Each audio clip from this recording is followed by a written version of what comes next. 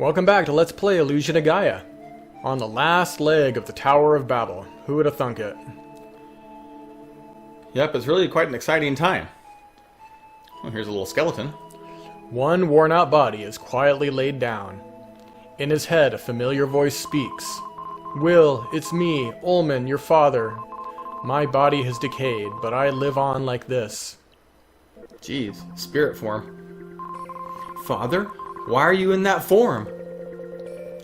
There's a strange room in the Tower of Babel, filled with the light of the comet. Time goes so fast there that people evolve very quickly.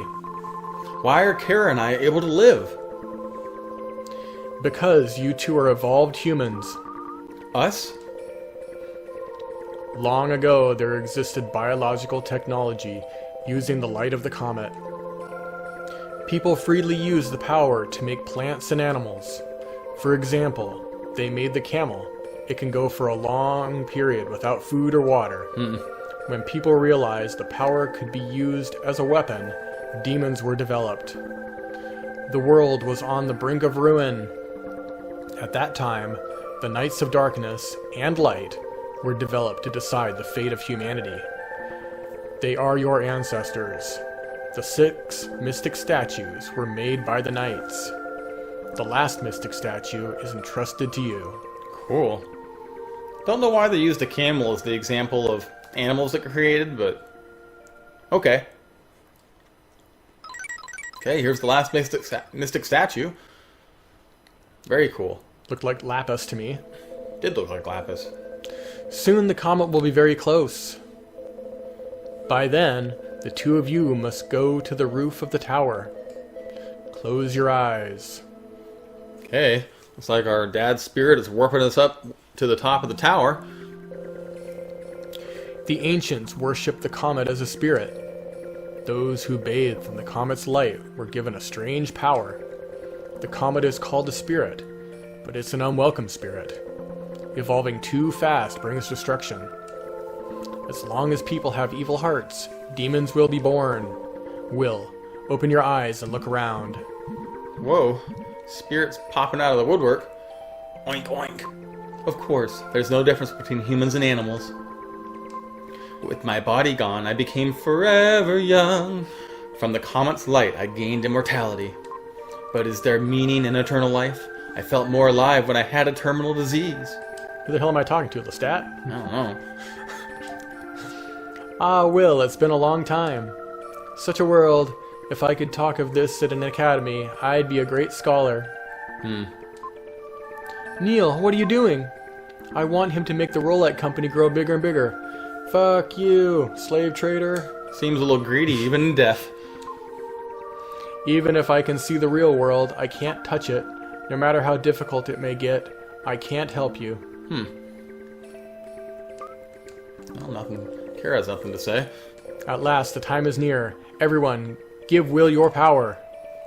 Okay. Seems like that spirit could help us after all.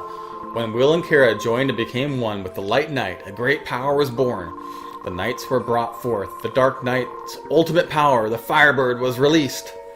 Maybe that one spirit was the guy that died from Russian glass. Oh, maybe you're right. I bet it was, Yeah, because he had a terminal disease. Yeah. Good call. Okay. Looks like the shadows are binding with Shadow, the Dark Knight. Your battle will change the fate of humanity. Now you must go to the comet. Whoa. Okay, looks like Shadow is flying through outer space here. Kind of a missed opportunity to do a little shooter on our way to the comet, but whatever. Little trippy. Yeah. Sure, a lot of people felt like that while they were flying through space. Probably. The great empty unknown. I'm flying and melting. Okay, well here we are about to battle the first form of the last boss. This is the Chaos Comet. So the method here is kind of stand in this corner and shoot when the comet rain is finished coming down on us. Sean likes to watch the upper right corner to see when he needs to dodge. And if you're lucky and the RNG is friendly, you don't get hit at all. Kind of reminds me of Volkmeyer's Inferno and Battletoads during the fireball part, where you kind of just stay at the top and hope for the best. Dodge around. And this is really it. Just a couple more hits to go and we'll be on to the final form of the final boss. Okay, everything's going pretty well so far. Really is. It's one more Comet Rain to dodge, and nice dodge. That was good. Oh, one hit. That's okay. Quick one there. Okay, that's it for the Chaos Comet. Now, moving on to Dark Gaia. So there is another strategy here. You stand in the middle and you shoot up. When you shoot up, it generally blasts the bubbles that are around there. And then you hold L or R to block the green little orbs. And then when Dark Gaia is hittable, you get maybe 3 or 4 hits in before you have to move to the left or the right to dodge that evil mouth beam that comes blasting out. Safety, 3 hits is about what you get. If you do 3 hits per round, typically you can get through in about a 4 or 5 cycle, it depends.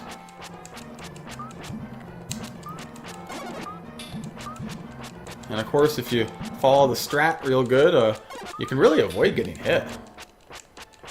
Obviously, Shadow's now capable of shooting the Firebird, which enables you to even hit these last bosses. Ah, that was a 4-shot. Nice. Okay, this is going great. Yep, in Mylon's secret castle here, getting shot by bubbles. Totally. That game sucks. Yeah, it does. I guess it's kind of innovative for the time. Yeah, innovative piece of shit. One of those games you must have the instruction manual for. And that is it. End of Dark Gaia. Melts away. That was a 4-cycle. It was good. I think it was that one 4-shot. Hit, yeah. Okay, well now we get to sit back and relax and enjoy the ending. What's happened to the comet? It's whooped its ass. That glowing green planet. Yeah?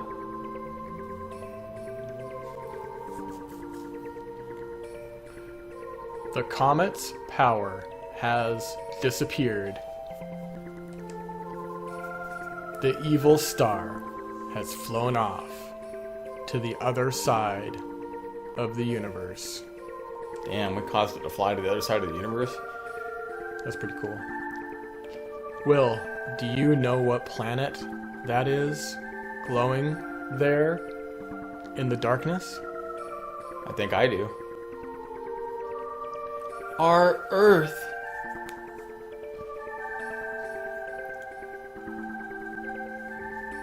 That's right. Our Earth.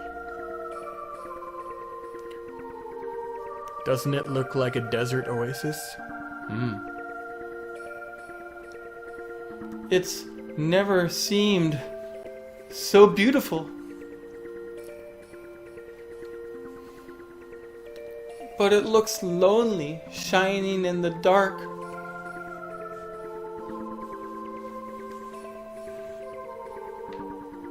Strange voice. Yes, the world is awakened. Is that Gaia talking? I think it is. Mother! Oh, I was wrong.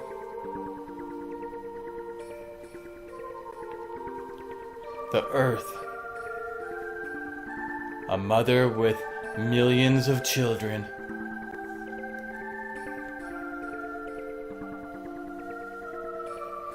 I'm sure you think about us sometimes, and Kara often thinks about her parents.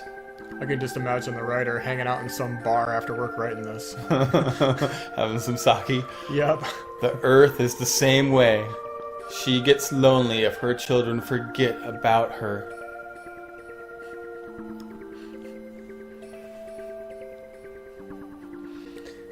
How is it, you two? Looking at the world you live in from the outside? It's as if we'd become spirits.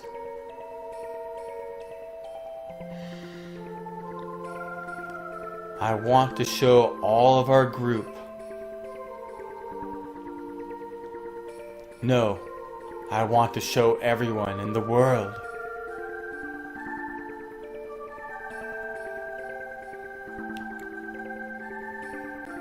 Someday, people will build ships to travel the universe. Then, they will see this green earth with their own eyes.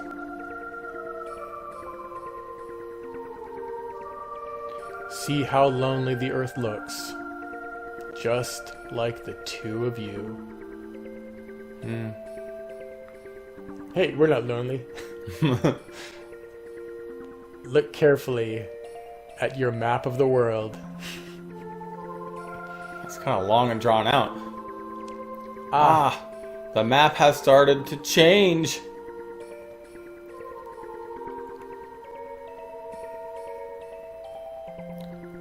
Whoa. Whoa. Oh my. Damn, a lot of time did go by. Seriously.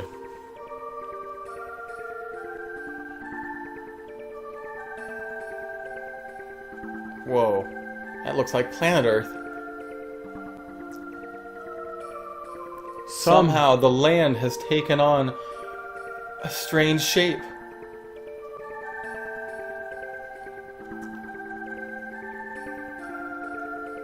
That's the new world.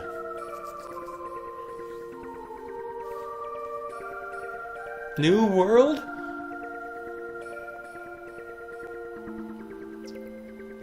The path of evolution, changed by the comet, has continued until now. Wow. The Earth, too, has a life. It, too, has evolved and changed its shape.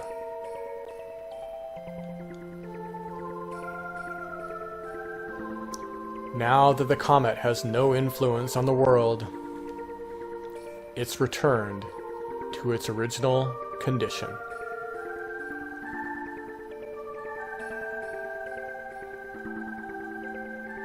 Wow.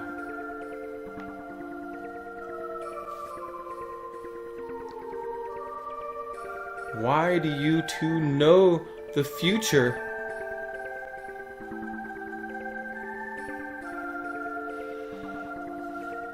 When I lost my body, I started seeing everything.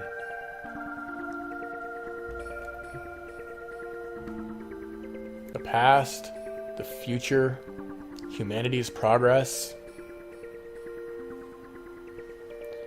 Maybe people would call this kind of body a spirit. I call it me. Now you and Kara can become ordinary children again. Hey, who you calling ordinary? I don't think we can ever go back.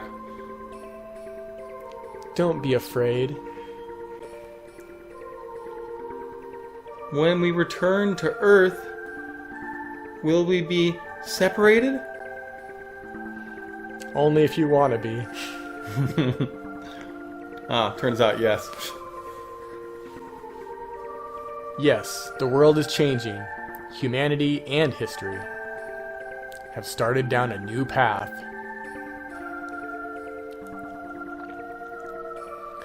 You two thought nothing of it when you met each other in South Cape. Feels like a long time ago. But when the Earth needed the light and dark nights, you met again, unexpectedly. Almost like fate. Let's look at the world before the power of the comet is extinguished. Okay. We hope you two have a bright future. It's a nice sentiment, I suppose. It is. That's a nice little scene there, too. You know, looking down on Earth, space, twinkling stars. Will, come here. Show me your face. I want to burn you into my memory. Your eyes, your nose, your mouth, your hair, your voice. Run, Will. The warmth of your hand. She loves him. Obviously. Don't worry. I will search you out. No matter how far. Wait, dang it. No matter how long it takes. Hundreds of years. I will find you. Thousands of years. I will come to you. Alright, so he just transformed into Daniel Day-Lewis. So take care. Close your eyes. Seriously. Will.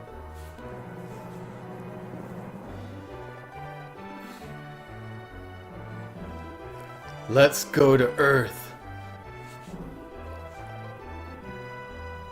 And Natty Bumpo talking there. Here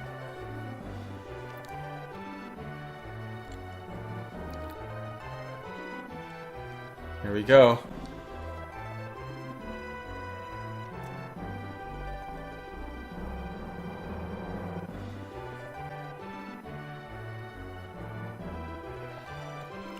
They went to Earth real quick.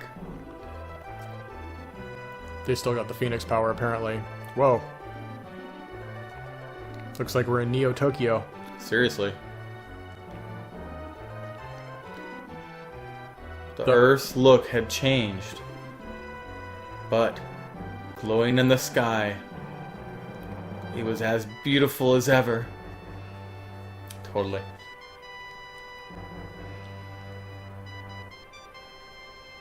Buildings replaced the forests.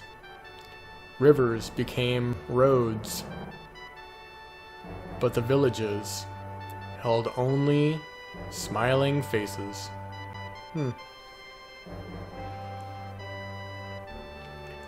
But the earth was the only one that looked sad. Jeez. Tomorrow morning, Kara and I will start our new lives.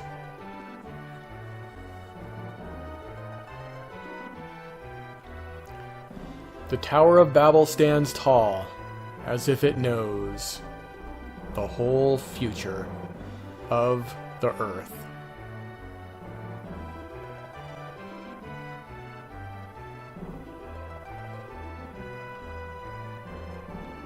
Wow. Bet you the person that made that pixel art was super proud. Oh, I bet. It's good. It is. It's great.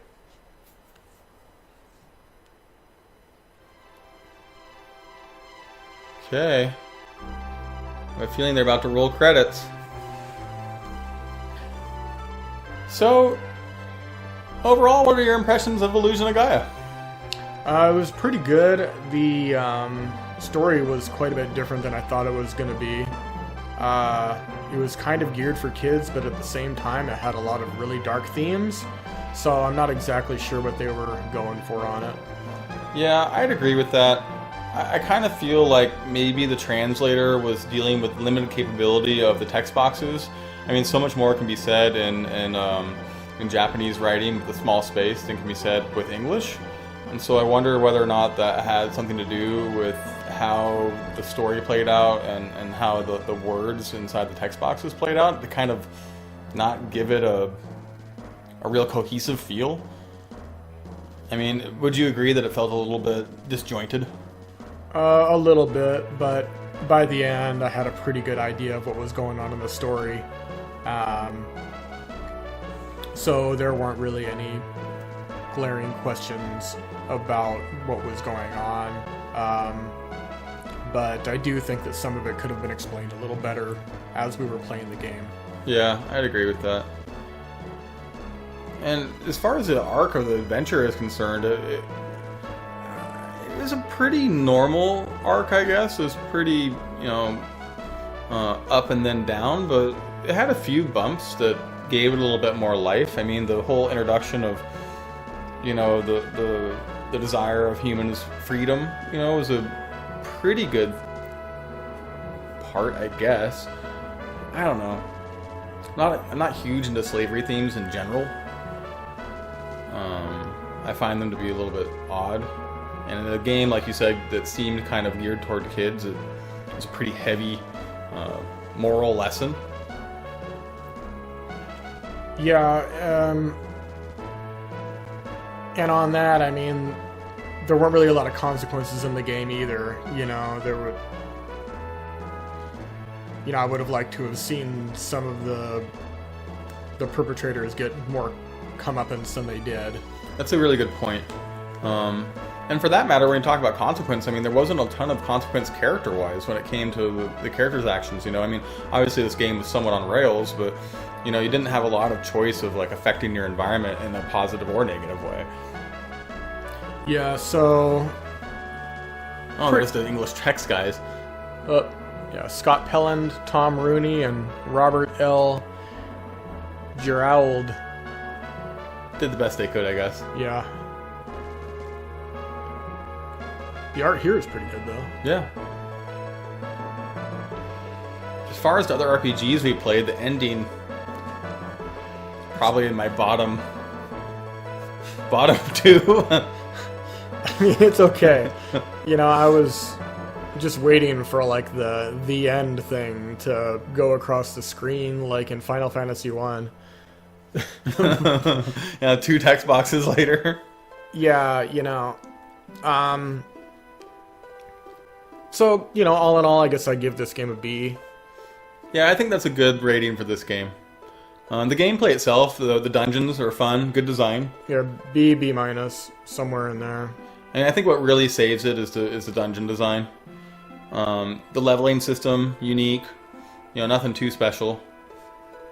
Yeah, beating up those enemies is pretty satisfying. Yeah. Difficulty level, not really that hard. Yeah, probably a C. But on the other hand, it's easier than a turn-based RPG where you just have to farm up and then... Oh, you mean harder? Yeah. Yeah. Yeah, and it was harder than Legend of Zelda, I thought. Yeah, I would agree with that. I think that there's a lot more chances of dying. And also there was a bunch of difficulty spikes that happened throughout the game that kind of put some roadblocks. Specifically, I'm thinking of Mu. It's very Water Temple-esque in Ocarina of Time. With all the different water puzzles you have to get through and just the length of that dungeon in general. Yeah, that and... What was the other one? Angkor Wat was pretty long. Yeah, Angkor Wat was pretty long. The Pyramid was a pretty long dungeon, but not particularly difficult, because by then you're pretty beefed up. Yeah, I think Mu was the hardest, because you had to play as young Will for nearly the whole dungeon until you finally got Freedan. Yeah, and woe be you if you decide to fight the vampires as young Will. Yeah, don't do that. Yeah. So yeah, overall I think that you're pretty right on with the B- grade for this game. I look forward to hopefully getting another game in at some point soon, and maybe we'll play something a little bit more fun, even a little bit higher rating. But this was still one that we wanted to play for a long time, and it's great. Great going through it. Yeah, I don't know if we'd ever beaten it before. Maybe as young kids, but I don't really remember. Yeah, I never did. I definitely played it. Yeah, I never owned it. I think I borrowed it from some people and then maybe got to Mu. I mean, I remember playing the first couple of dungeons, but not really getting past that. Yeah. Might have even been a rental for us. Yeah, it could have been.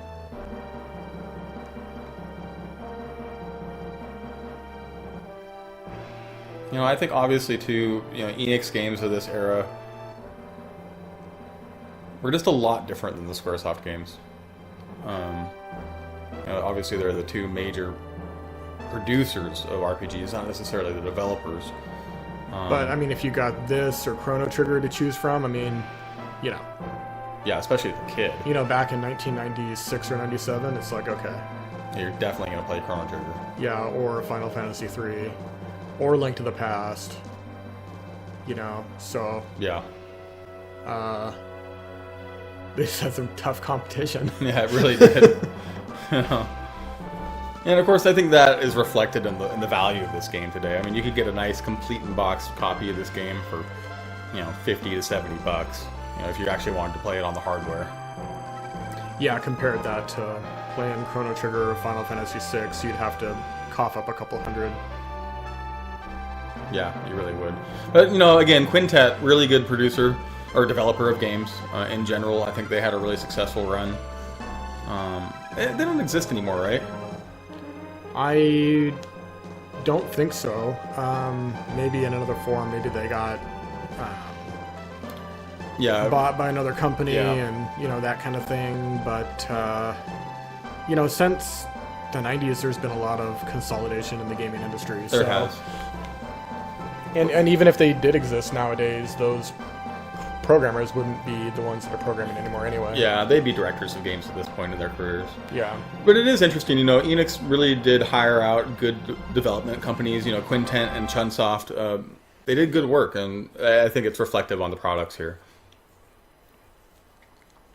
Looks like Hamlet came back. Yeah.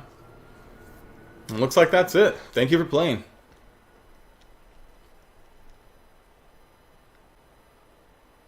Okay, maybe not. I think there's maybe one more little cutscene here. Oh, there is. Do you have control? Oh, never mind. Class is over.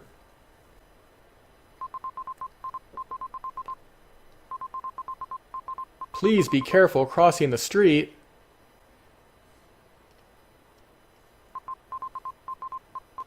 We have had a lot of traffic accidents lately.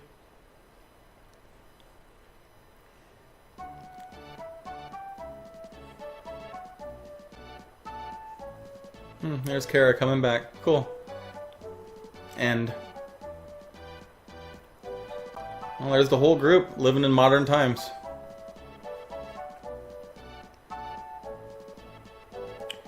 Well, that was a lot of fun. I agree. Well, thanks so much for watching, and remember to leave a comment, leave a thumbs up, hit that subscribe button, and until next time, keep those buttons moving.